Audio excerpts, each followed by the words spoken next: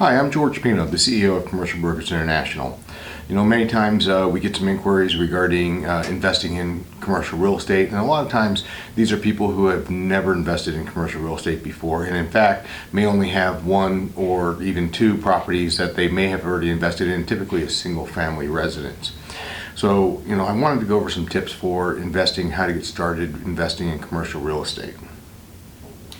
Number one tip, if you are just getting started, find yourself a good commercial real estate agent that you trust. And what I mean by that is, they're going to be able to give you information and ways to look at investments and how to do things and advise you throughout the whole process that no one else really can. You want to make sure that they're a commercial real estate agent that specializes just in commercial real estate investing. You know, don't go to someone who is that specializes only in tenant representation for leases. Don't go to your residential agent that sold you the home, or even a residential agent that sold you a duplex. Find someone that specializes in the type of assets that you are looking to invest in. That brings me up to number two. Decide on what type of asset you want to invest in. There are multiple different asset classes, and each has their own benefits and negatives to the investment side. You know, of course, the most popular is probably the multifamily. Everyone's familiar with the residential lease, so they go into apartment buildings, and the way to look at it, what is different, what makes an apartment building a commercial real estate versus residential is 5 units and up. And that's essentially anything that's rental income that's 1 to 4 units is considered a single family house, even if there's 3 units or 4 units on there. As far as the lender is concerned, as far as the government's concerned, it is a single family residence. The 5 unit and up rule, that's where things start changing. It becomes commercial real estate. You have commercial real estate loans. Differences between commercial real estate loans and residential loans is that the commercial real estate loans can be perhaps require higher down payments. It could also have a higher interest rate than your typical residential loan, and can potentially take longer to actually underwrite and get approved for. So you want to have all of that planned and get ahead of that. The other asset classes that you have, of course, office buildings, retail buildings, and industrial. And even within those asset classes, there are individual different types of assets, such as, you know, in retail you can go for what they call STNL, or single tenant net lease deals. This is your typical banks that you see that are in single locations, or a fast food restaurant like a Taco Bell or a Wendy's that occupy a space, or even as big as a Best Buy or a Home Depot center. So, you know, those are typically called single tenant net lease assets. Then you have strip centers that could be part of the retail center as well, or retail development.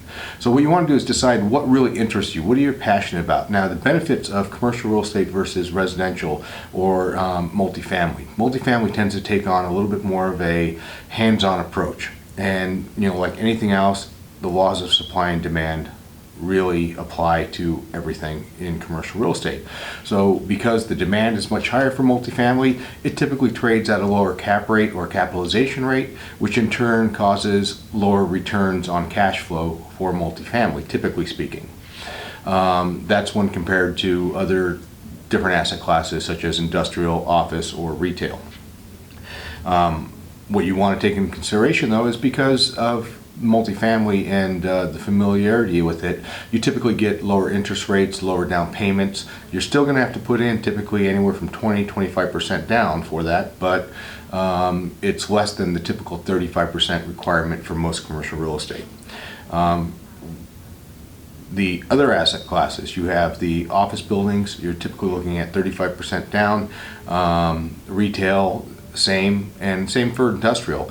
The one caveat for the retail on the investment side is that when you do like a single tenant net lease deal, depending on the tenant, if it's a strong corporate tenant with a long-term lease, you could potentially get in for as low as 15% down, 20% down. I've seen some lenders go as low as 10% down, because really they're looking at the income and the cash flow coming in from the tenant as opposed to the buyer, and you have a long-term lease guaranteeing that loan.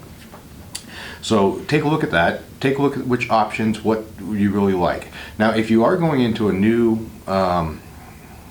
a new asset class that you're not familiar with, whether it's office, retail, or industrial, make sure that you also have with you not just the investment broker, but also someone that can help you guide you through the leasing of that. And that will be either a broker or an attorney. I would recommend having both. A broker to actually do most of the negotiations and the leasing, and an attorney that sticks to the legal language and doesn't try and actually broker the deal and renegotiate things. So make sure you have your team in place for that. Prior to even buying something in an area, you want to make sure that you have the whole network available to you just in case and where you may need to go. Lastly, with any investment, whether it's residential or commercial, I say have a plan of action. You want to make sure you have that plan of action ready to go. Whether, what happens, best case scenario, here's what happens. But even if, let's look at the worst case scenario. What are your options if the worst case scenario happens and your tenants all go bankrupt or go out of business and they vacate? Have that plan of action ready so that you're ready and you're not caught unsurprised. So, the basic steps to getting started in commercial real estate: number one, make sure you have the capital ready to go. 2, get pre-approved. 3, have the right advisors. That's a commercial real estate investment broker for the asset class that you're looking for, and also having a commercial real estate attorney, both transactional as well as looking out for potentially for litigation. You don't want to have one that does both. Look for someone that's actually a transactional attorney that just specializes in those transactions. Keep your costs down, so they're just going to review the legal language, make sure you're protected.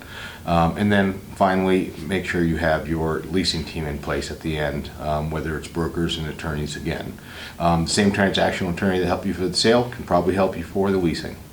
So that's it for my tips for getting invested in commercial real estate. I hope this helps. If you have any other questions, please feel free at any time to reach out to us at info@cbicommercial.com or my personal email, which is gpino@cbicommercial.com. Thank you.